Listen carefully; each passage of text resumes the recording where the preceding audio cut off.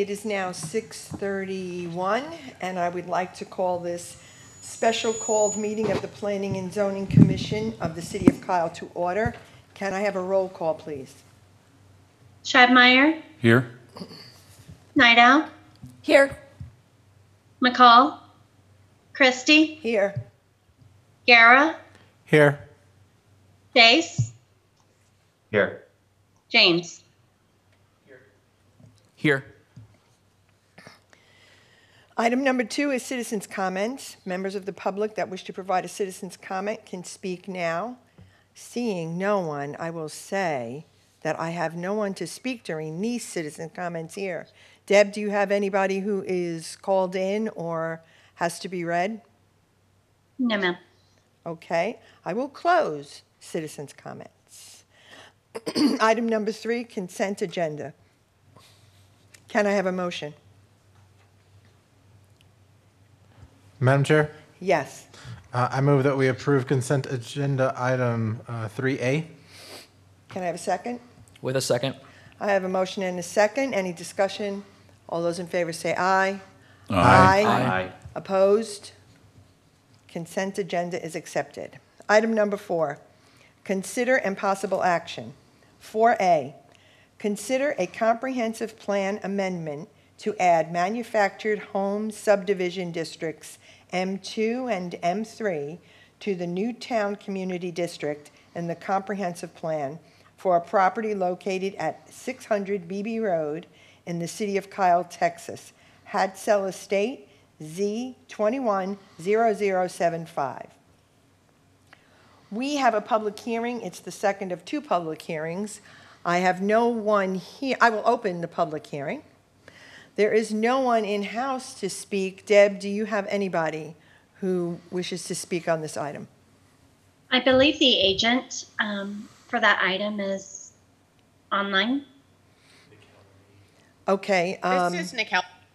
Okay, Nicole. I'm really here just to answer questions if there are any. I realize this is a comprehensive plan amendment, not really necessarily about our project or our property, but I am here if you all have questions. Okay, thank you very much.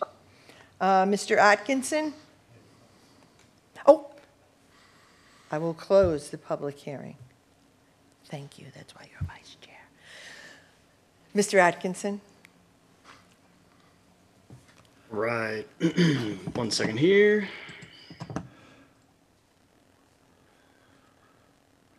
Bear with me one moment.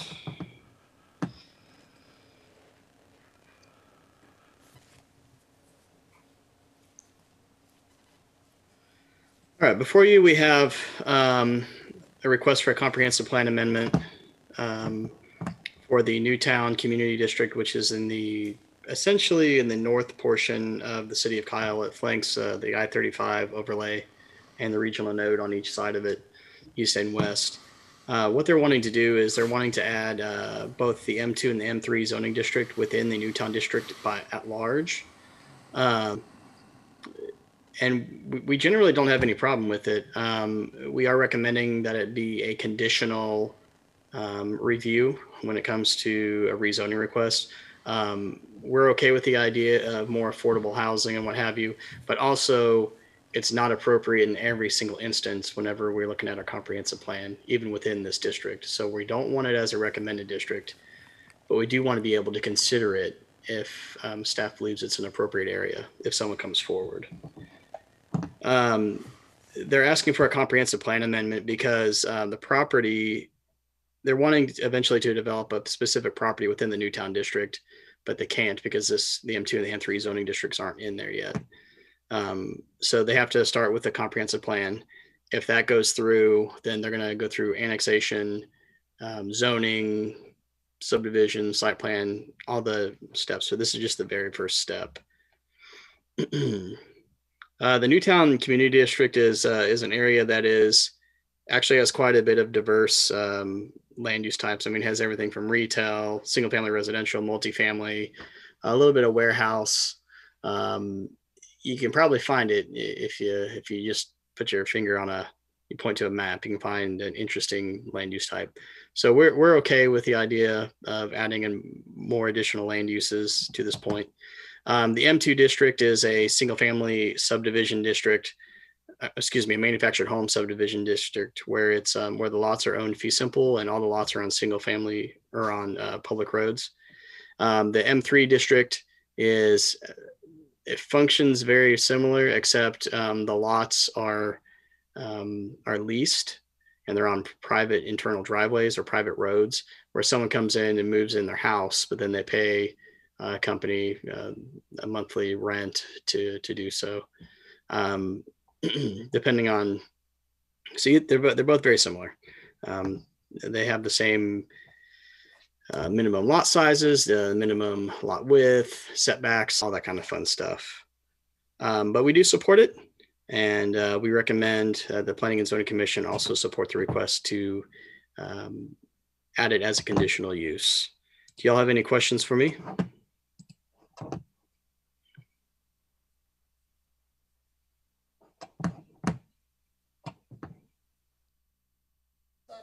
Modular housing, but this.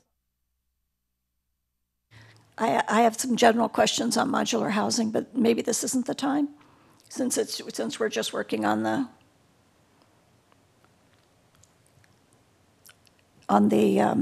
plan. So I'll ask those at another time. Okay. Okay. As long as we're doing just updates to adding these, I just want to ask a question. Is there an M1, and is there a reason we're not?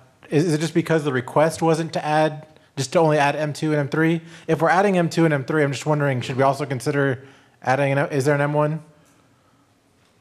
And what's the difference? There is yes, sir. There is an M1. However, it's specifically for existing manufactured home subdivisions or parks that are outside the city limits for when they are annexed in. That's the only time there can be M1. And so by and large, we're probably not going to see a lot of that.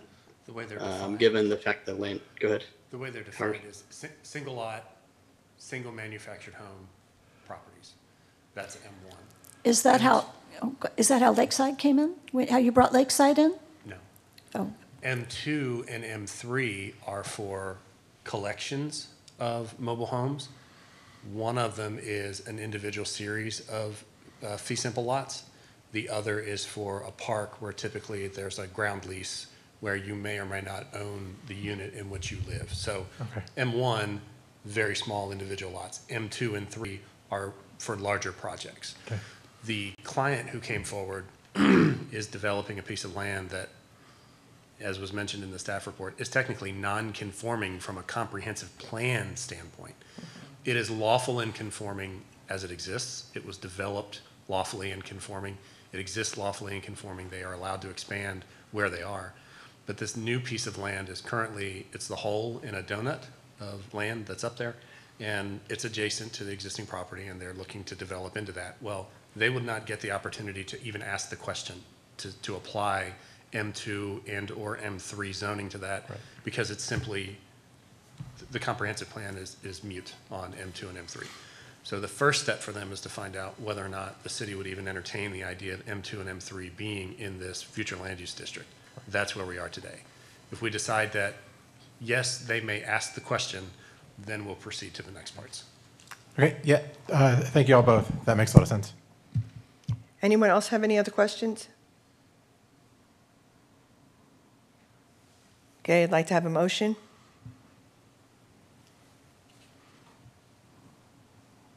Someone, anyone? Madam Chair?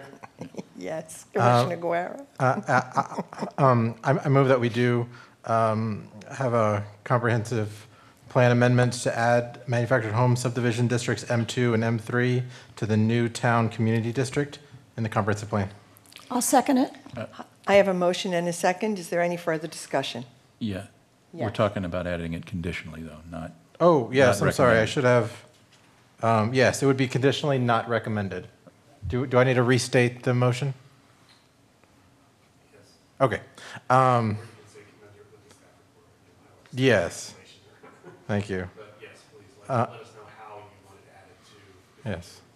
Okay. How you want it added to the All right. Restate it. Yes. Madam Chair, I'd like to move that we add manufactured home subdivision districts M2 and M3 to the Newtown Community District in the comprehensive plan for conditional use. I'll second. I have a motion and a second. Any further discussion? All those in favor say aye. Aye. Aye. Opposed? Motion passes. Item number 4B, consider a comprehensive plan future land use map amendment to reclassify approximately 20 acres of land from farm district to regional node district and the remaining approximately 87 acres of land from farm district to the new settlement district for property located at the north corner of the intersection of SH 21 and East FM 150, FM 812 LLC, JD's Market, Z 21-0076. There is a public hearing for this item. I will open the second public hearing. There is no one here. Deb, is anybody on the phone or any emails? No, ma'am. Okay, no phone, no emails, no one here. I will close the public hearing. Mr. Atkinson. Will Atkinson for the record again. Before you, we have petition number Z-21-0076. Let me share this real quick. Staff report. All right. FM Road 812 LLC is being represented by Stephen Jamison from Jamison Civil Engineering. They are looking to move forward and making amending the comprehensive plan for this hard corner at SH 21 and East FM 150. They want to take the very corner of it to 20 acres of from the regional node perspective, and then also Newtown District for the remaining portion of it. And right here you can see the intersection and the property they're looking at. Right now it's outside the city limits, but there's a non-annexation development agreement. If they do anything in violation or anything that triggers the act of annexation via the development agreement, they will be brought into the city. They probably will anyway, depending on what they do here.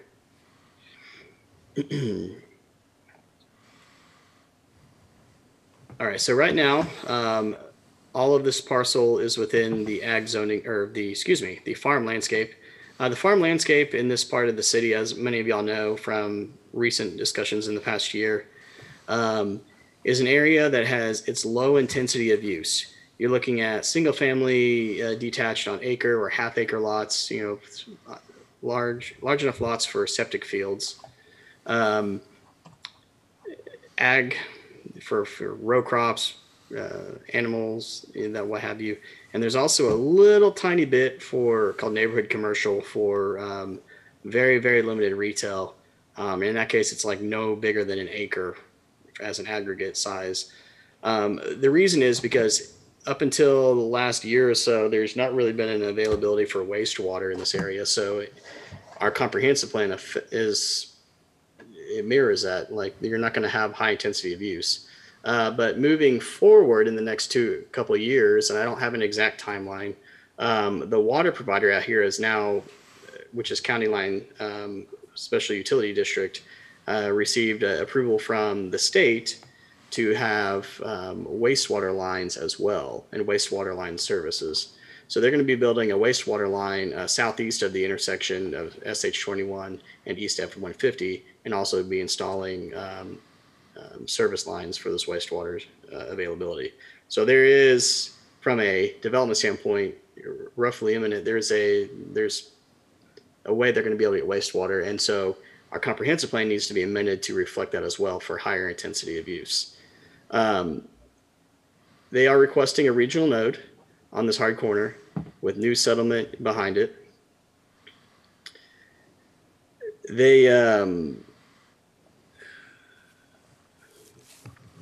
This whole intersection is supposed to have a regional node with wastewater. It is a secondary access point, major access point into the city of Kyle. SH21 is a backup route that parallels I-35 to go from San Marcos into Austin, even over to Bastrop, and it's heavily used by regular just people driving the cars, also by truck traffic. And East FM150, which is also a TxDOT road, is also heavily used by truck traffic as well. So it's a major intersection. There is an expectation moving forward that, you know, there's going to be a higher intensity of use here, whether it's strip retail, offices, higher density residential, what have you. It's going to happen soon. And they've requested to change the comprehensive plan to reflect that. Now, they did have it specifically for their project, for their property only. Otherwise, we would have taken in the whole intersection, which is why you see it as this only. From a regional node perspective, retail services is expected on this hard corner. As per the request, they are looking at R11, R12 as well, maybe potentially in the future with the new settlement district, which is single family detached, because they're going to have sewer and they should be able to build that eventually, assuming they get their zoning. The idea is it's supposed to aggregate intensity of uses from commercial and residential, where people they don't have to travel far to get to those high turnover retail, whether it's a grocery store, or it's a small restaurant, or there's a gas station, or maybe a place to change the oil in your car, or what have you. This idea is it's supposed to be centered on that intersection. So with that, staff has absolutely no problem supporting their request, and we ask that y'all request or vote to recommend the approval as well. Do y'all have any questions for us? Commissioners, any questions? I thought we were looking at maybe making the regional node quite a bit bigger than that at one point. Yes, true. That's true. We had looked at the general area of the intersection of 150 and 21. We still are. This is a request from a single property owner that has come forward with a request for a single property be assigned, starting as early as probably the middle or late last spring. This applicant had come forward and said that they wanted to undertake this change. We had asked that they delay their request and instead just come along with the city through our process, because we understood that there was going to be a future land use map amendment to reflect the population change and the ETJ expansion. That project got delayed, and the applicant asked, well, what is their outlet? Do they have to wait, or can they come forward? So rather than delay them any further, because their project is important, we decided to let them move ahead independently of the process that we're undertaking. Had they waited, this would have happened naturally, quote unquote, on its own, if the changes that we had proposed were to be ratified. But that process is just picking up again tonight, and these folks want to get started faster than that. So you're not wrong, but they're starting on a little phase of it themselves. The city, with any luck, will be able to come along and make the regional change when we do the entirety of the map later this summer. So it's not in the city limits right now, correct? That's a good question. That's correct. Yeah, it's not yet. So they can't do whatever they want, but they could proceed forward with this anyway, right?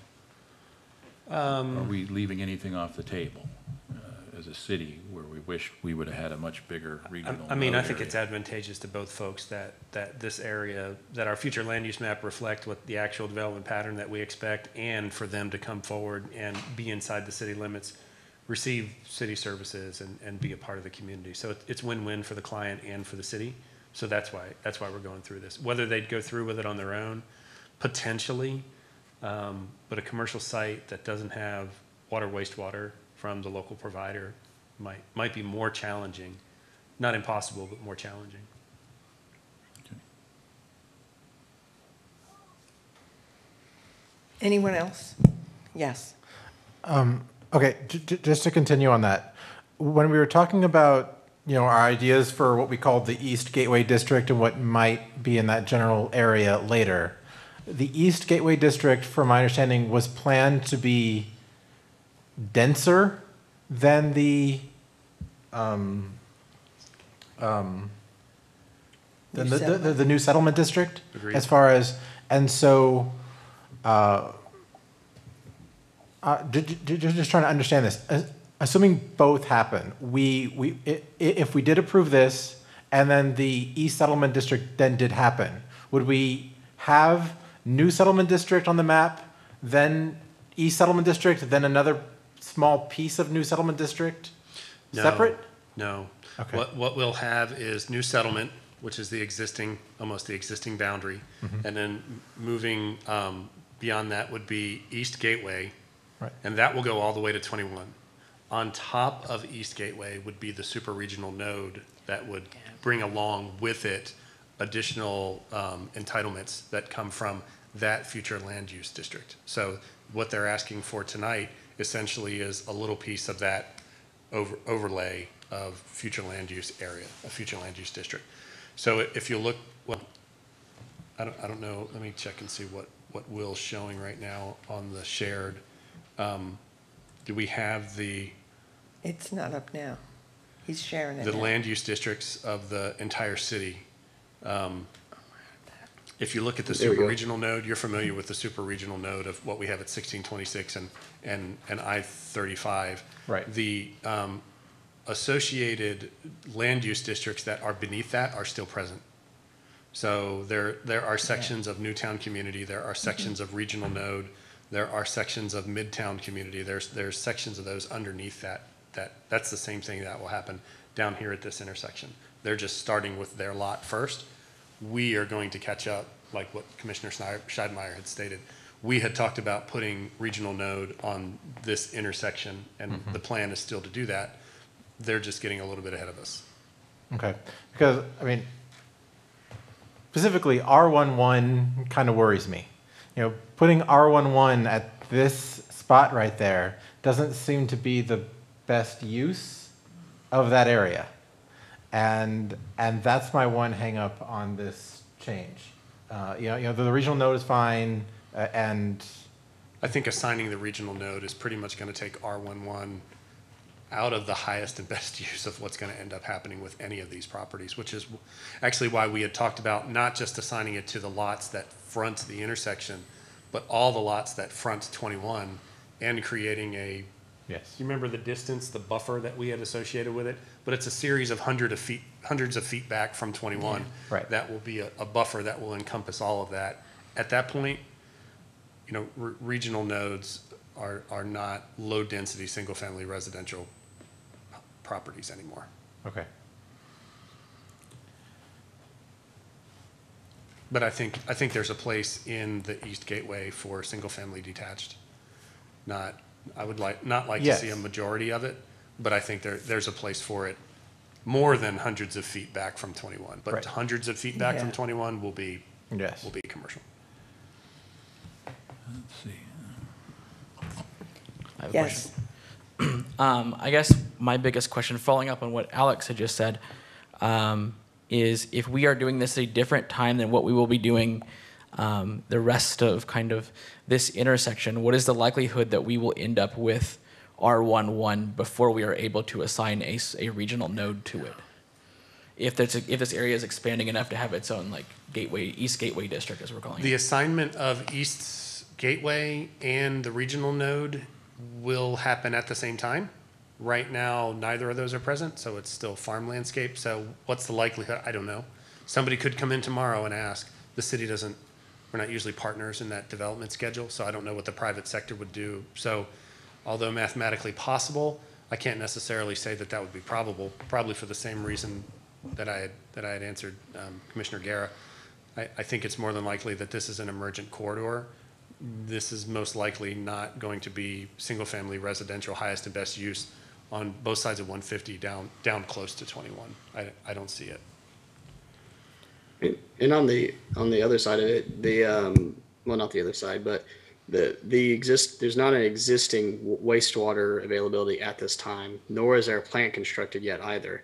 They have to build all that infrastructure, county line, special utility districts. So it will be a couple years, likely before anything comes online, because it takes a while to build that stuff. It's not cheap and it takes a long time to build.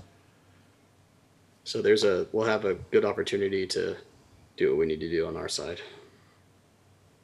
Madam Chair, I have another question. Yes, I'm sorry. So, given the annexation status of this, will we have an opportunity to conditionally approve or disapprove R11 or R12 for this East Regional area, or will that not be possible unless they do something that triggers annexation? If the property owner were to come forward and ask for R11 or R12, you would have the opportunity to make your recommendation on whether or not you think that's appropriate to the city council. Right now, it's not our understanding or our expectation that this property will come forward for single-family residential. What's the bolding of those in there for, Will? Where are you looking? In the Under staff the, report? Oh, RS, the proposed amendment, regional node. You've got RS bolded there, yeah, for regional node, and under new settlement community, you've got R11 and R12 bolded. The applicant did specifically state within their application that they were potentially looking at R11 or R12 outside the regional node. However, Howard is correct with wastewater coming online within the next few years, and the immediate area right outside the regional node, higher density residential than 80-foot wide lots and 65-foot lots will be an advantage to a developer. So, or chances are it will be. So, if I were an applicant or a developer, I wouldn't want to do R1 or R12 there. I'd want to go higher density than that. They'd have to build septic, which would take a half acre to an acre lot to be able to do it, and therefore they're not going to do it because the land's worth too much more. But then there will be, but they're moving ahead on the comp plan amendment because they know there's going to be a wastewater there, and they're having discussions with County Line, Special Utility District. We've had discussions with County Line as well. The wastewater is going to happen.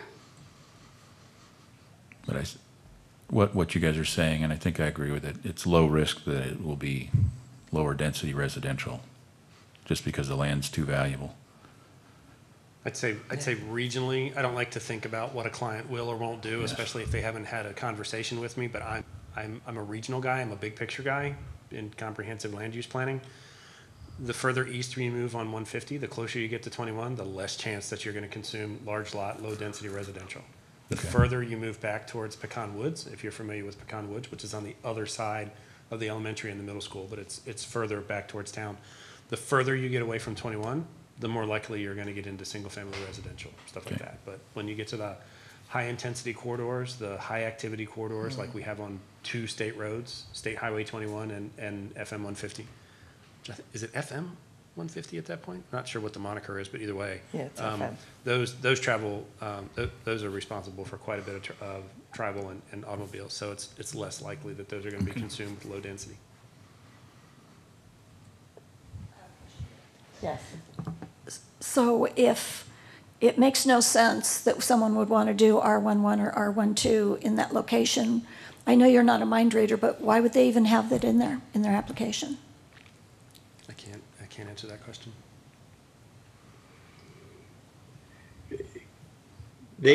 And like we keep saying, they did request that specifically, but this is also not a zoning question. This is a land use district, which means there's multiple zoning districts that we could consider if this amendment goes through. So if they're looking for higher density items, it may be that they go for townhomes or maybe some sort of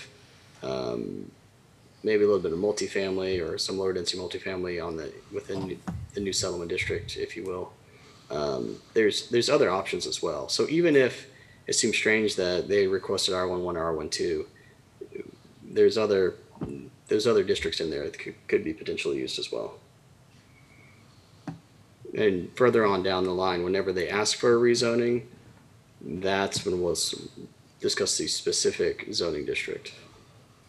And that would come before us, Absolutely. Yes. so Yeah, there's no zoning that gets assigned. it has to come here first. Correct. Okay. I'm good with it. So tonight's question is whether or not anybody will be able to even ask the question in the future. Yeah. Would you like them to be able to ask the question in the future? Staff generally recommends that you don't exempt yourself from your own good judgment, so you don't Sure. close that door today. Right. Make it possible in the future, and the answer may very well likely be no. Especially when you look at the map that's in the staff report that shows the one lot as regional node, the rest of it is new settlement community. I got a pretty better than average sensation that a lot more land down there is going to be regional node. Yeah. Which at that point, R11 would be incongruent with the other uses permissible in regional node. So when those zonings start to come forward to you, at that point, it would be less and less attractive. Sure. Okay. And that is, in a planning standpoint, that change is imminent. And by imminent, I mean in the next probably 12 to 16 weeks, which is, at the scale at which we work, that's imminent. Okay. Any other questions? Can I have a motion? Madam Chair, Yes. I'm looking for the title of it. I'd go by numbers here. Sorry about that. I move we approve item 4A, 4B. 4B, excuse me, as written. I have a motion. Can I have a second? Second? I have a motion and a second. Any discussion? Yeah. Yes. So, I was still a bit weary on this, but even if something did happen in the meantime while it was considered the new settlement, as of now, everything in new settlement except for OI is conditional. So, we don't have any recommended. R11 isn't recommended. We'd have to then approve, is this a good spot for R11? Cool. And so, even in the meantime, we would have to then approve it, so. And I would also add R11 is likely to fail if brought before us, or from some of the members here at least. Okay. Okay. Any other discussion? All those in favor say aye. Aye. Aye. Opposed? Motion carries. Item number 5, adjournment. Can I have a motion? Madam Chair, Yes. I move we adjourn. Second. I have a motion and a second. Any discussion? All those in favor say aye. Aye. All those Aye. opposed? Meeting is adjourned.